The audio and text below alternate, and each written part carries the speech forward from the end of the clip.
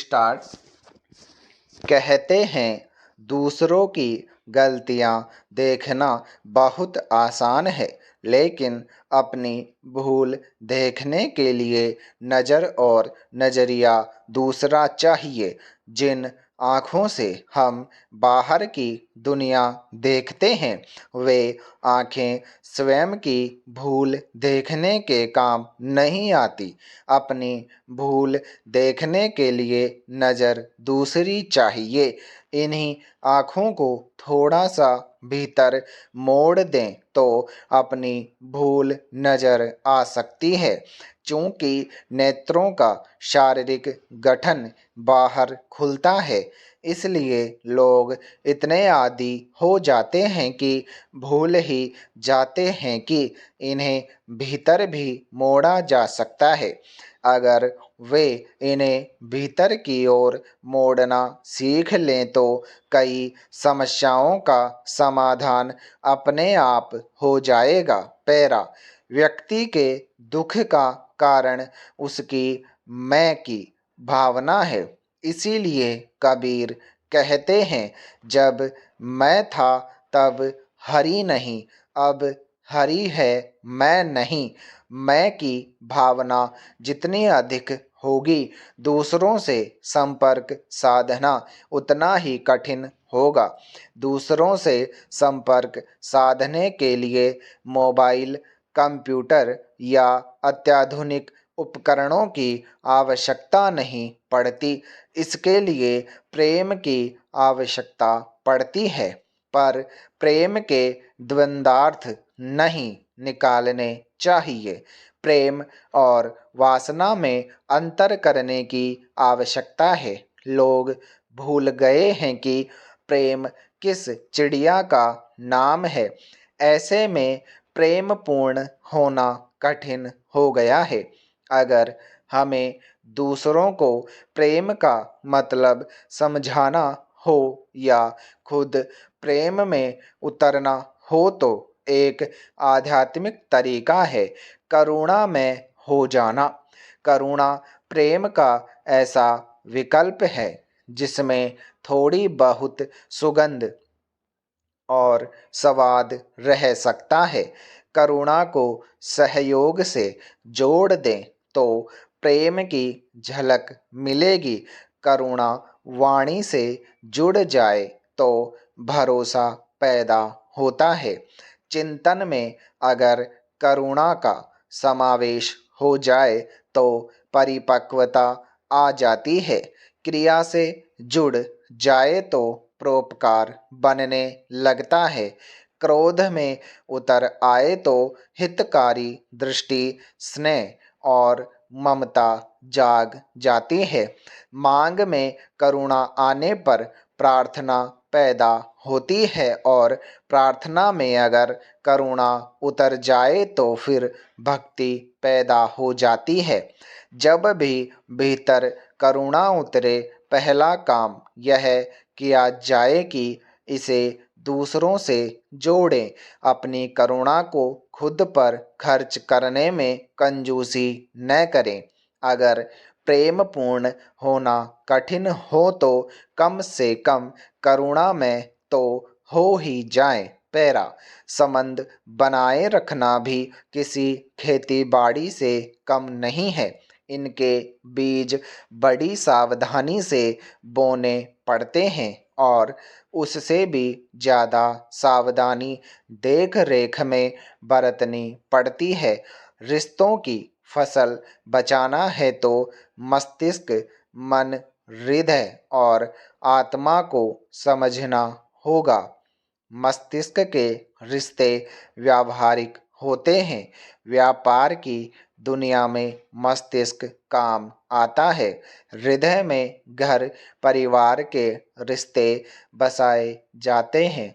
रिश्तों की फसल के लिए सबसे अच्छी खाद होती है समय, समझ और समर्पण की।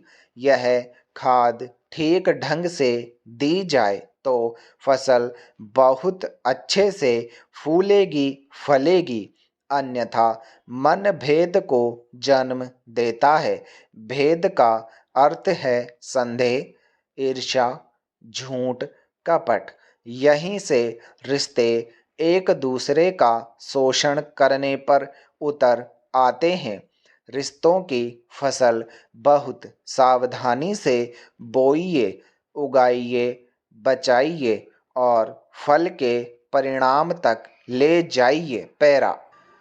शिक्षा का अर्थ अंत शक्तियों का बाह्य जीवन से समन्वय स्थापित करना है, पर शिक्षा की कमी के चलते सभी एक दूसरे को नीचा दिखाने का प्रयास कर रहे हैं।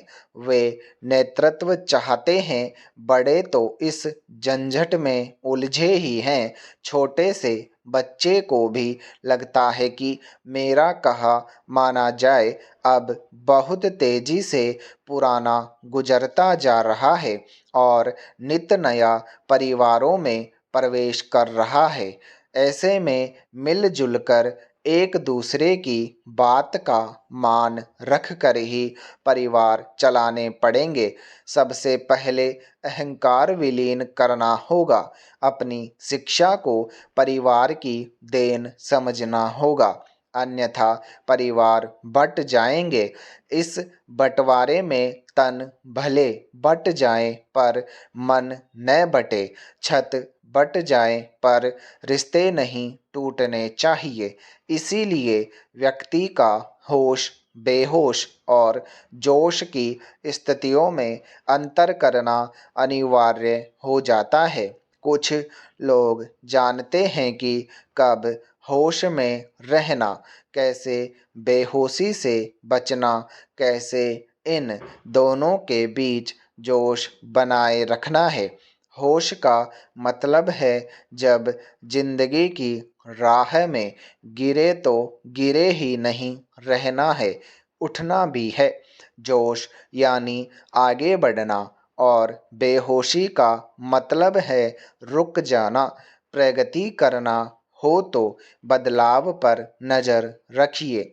एक तो स्वयं में हो रहे बदलाव पर पकड़ होनी चाहिए, दूसरा आपके आसपास के वातावरण में हो रहे बदलाव की भी पूरी समझ होनी चाहिए।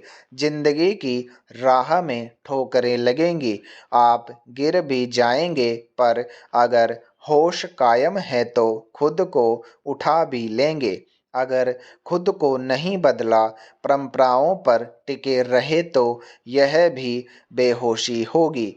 जो इंसान के कदम लड़खड़ा देती है, उसे रोक देती है। होश और बेहोशी के बीच जरूरत पड़ती है जोश की। यह जोश ही आपको आगे ले जाएगा। पैरा। नागालैंड में जो हुआ वह दुर्भाग्यपूर्ण है। चाहे सुरक्षा बल हो या किसी भी राज्य की पुलिस, अपराधियों को पकड़ने में उनका काम मुख्य रूप से प्राप्त विश्वसनीय खुफिया जानकारी पर निर्भर करता है। उसके अनुसार वे आगे की योजना बनाते हैं। उग्रवादियों के बारे में सुरक्षा बलों को मिली खुफिया जानकारी संदेह के घेरे में आ गई है, क्योंकि सुरक्षा बलों ने इस सूचना पर विश्वास करते हुए अभियान शुरू किया। उसकी पुष्टि के लिए अवसर नहीं मिला। पैरा। जवानों की फायरिंग में मजदूर मारे गए हैं तो वे उग्रवादी कहाँ हैं?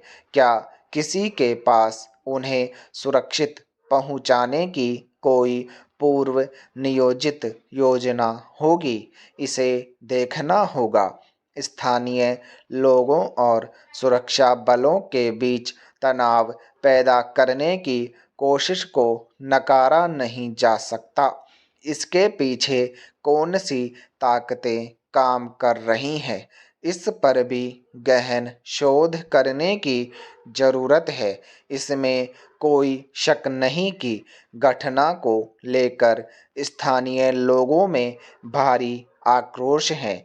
इससे सामाजिक शांति भंग न हो, इसका ध्यान रखा जाए। स्टॉप।